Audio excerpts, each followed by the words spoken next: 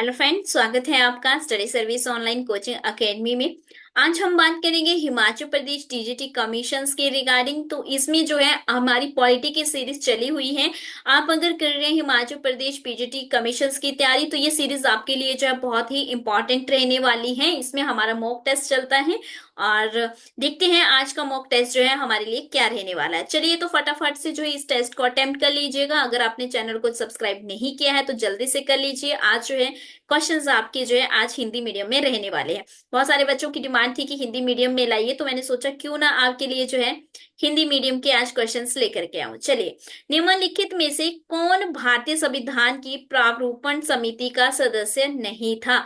यानी कि जो आपकी ड्राफ्टिंग कमेटी थी, जब आपका संविधान जो है बनाया जाना था, तो संवैधानिक सभा के द्वारा जो है इन कमेटीज का जो है निर्माण किया गया था, जिसमें ड्राफ्टिंग कमेटी थी एक आपकी और दूसरी जो थी आपकी एडवाइजरी कमेटी थी। तो यहाँ पे ड्राफ्टिंग कमेटी की बात की गई है, जिसका काम होता था ड्राफ्ट को तैयार करना। तो ये कौन सा सदस्य नहीं था? बी आर अम्बेडकर, अल्लादी कृष्ण स्वामी, या राजेंद्र प्रसाद, या गोपालाचारी अय्यर। तो यहाँ पे बी आर अम्बेडकर तो आपको पता है कि प्रारूप समिति के क्या थे? अध्यक्ष थे, यानी कि चेयरमैन जो है वो यही थे। तो इसका मतलब ये तो थे। अल्लादी कृष्ण स्वामी भी थे, हमने देखा था अपनी कमेटी के अंदर। तो राजेंद्र प्रसाद जी नहीं थे। तो ऑप्शन नंबर सी जो है यहाँ पे आपका सही आंसर हो जाएगा। और डेली जो है आपको क्वेश्चन इसी तरह से मिलते रहेंगे। आप कमेंट करके जरूर बताना कि आपको ये सेशन कैसा लगता है। साथ ही में अगर आप तैयारी कर रहे हैं और आप हमारे ऑनलाइन कोचिंग ज्वाइन करना चाहते हैं, तो अभी 25 तारीख से ही हमारा नया बैच स्टार्ट हुआ है, आप ज्वाइन कर सकते हैं। चलिए, संवैधानिक राजतंत्र का अर्थ है।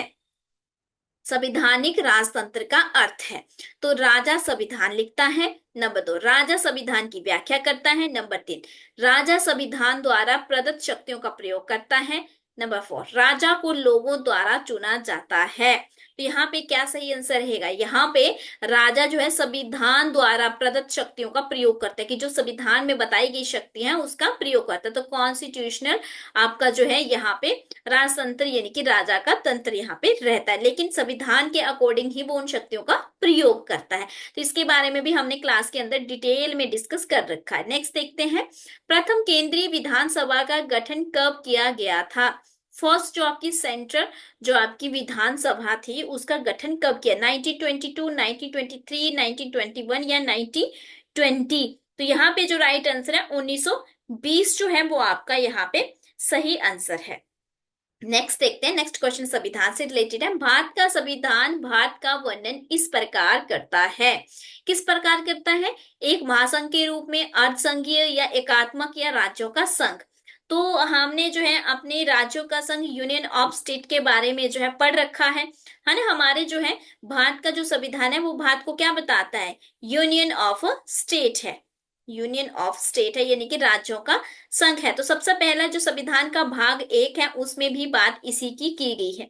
1 से लेकर के 4 तक जो है इसी के अनुच्छेद 1 से 4, यानी कि आर्टिकल 1 to 4 जो है वो इसी से रिलेटेड है आपके। चलिए, तो यहाँ पे ऑप्शन नंबर डी जो है वो आपका राइट आंसर है। नेक्स्ट देखते हैं, कानून के शासन, यानी कि लॉ ऑफ आपका रूल की बात कर रहे हैं। यहाँ पे लॉ ऑफ रूल की बात कर रहे हैं, ठीक है। तो कानून के शासन की अवधारणा निम्नलिखित की संवैधानिक प्रणाली की एक विशेषता है। ब्रिटेन की, यूएसए की, फ्रांस की, या स्विट्जरलैंड की? तो यहाँ पे अगर सही आंसर की हम बात करें तो ब्रिटेन की। कहाँ से लिया गया है? ब्रिटेन से लिया गया है। तो हमने जो है सोर्सेज ऑफ कॉन्स्टिट्यूशन पढ़ रखे हैं, आपको याद होगा। सोर्सेज ऑफ कॉन्स्टिट्यूशन यानी कि संविधान के स्रोतों के बारे में हमने अपनी क्लास के अंदर जो अच्छे से पढ़ रखा है। तो आपको याद आ गया होगा लॉ ऑफ रूल, यानी कि कानून के शासन की व्यवस्था कहाँ से ली गई है। चलिए नेक्स्ट देखते हैं, लोकप्रिय वीटो। तो वीटो का जो अधिकार है हमें पता है राष्ट्रपति के पास जो है ये पावर होती है। राष्ट्रपति के पास जो है, प्रेसिडेंट के पास जो है क्या होती है? ये पावर होती है वीटो की।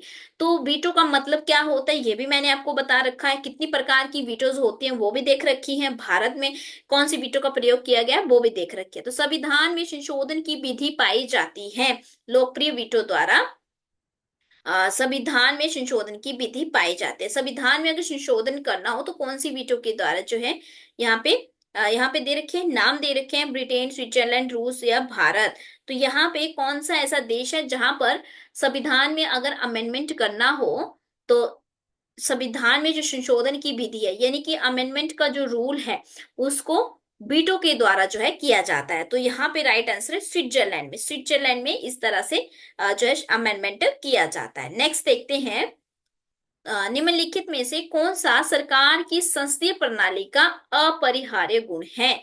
संसदीय प्रणाली मतलब पार्लियामेंट्री फॉर्म ऑफ गवर्नमेंट की यहाँ पे बात की जा रही है, तो उसका अपरिहार्य गुण बताना है। संविधान का लचीलापन, कार्यपालिका और विधायिका का संलयन, न्यायिक सर्वोच्चता या संसदीय संप्रभुता।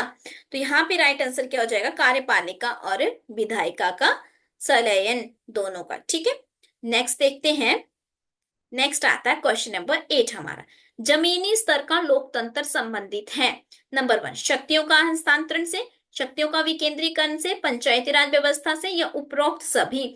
जमीनी स्तर यानी कि बिल्कुल जो है लो लेवल की, रूट लेवल की जो है बात कर रहा है यहाँ पे।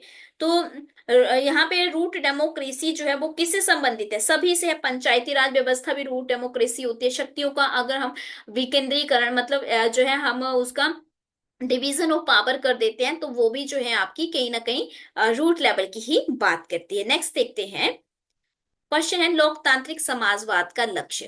देखो डेमोक्रेटिक तो आपने देख रखा है, बट उसका एम क्या होता है वो देख लेते हैं, है ना। तो जो है इसी के बारे में यहाँ पे बात की गई। शांतिपूर्ण तरीकों से समाजवाद लाना, या हिंसक और शांतिपूर्ण तरीकों से समाजवाद लाना, या हिंसक तरीकों से समाजवाद लाना, ये लोकतांत्रिक तरीकों से समाज लाना। ठीक है, लोकतांत्रिक तरीकों से समाजवाद लाना। तो हमारे पास जो यहाँ पे राइट आंसर आपका रहेगा वो क्या रहेगा?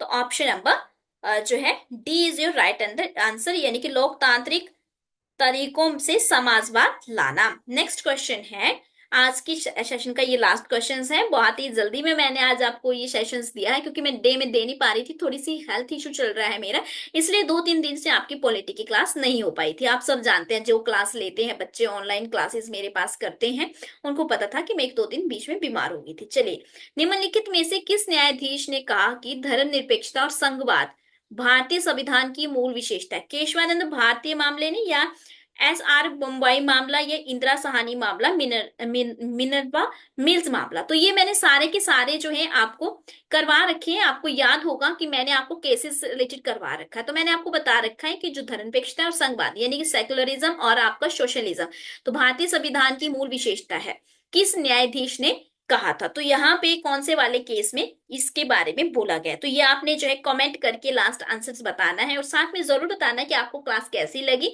और आप इसी तरह से जो है कंटिन्यू सेशंस अगर चाहते हैं, तो आप जो है कमेंट जरूर करें और वीडियो को लाइक जरूर करें। Thank you so much. अगले सेशन में मिलेंगे, और जिसमें ढेर सारे क्वेश्चंस और लेकर के आऊंगी आपके लिए, ताकि आप डेली अच्छे से हमारे साथ प्रैक्टिस कर सके। मैं क्वेश्चंस जो कॉन्सेप्ट हमने अपनी क्लासेस के अंदर पेड कोर्सेज वाले स्टूडेंट ने कर रखे हैं, उसी से रिलेटेड लेकर के आती हूँ, ताकि उनकी भी प्रैक्टिस हो जाए, और जो नहीं ले पाते हैं कोर्स किसी कारणवश, उनकी भी प्रैक्टिस हो जाए।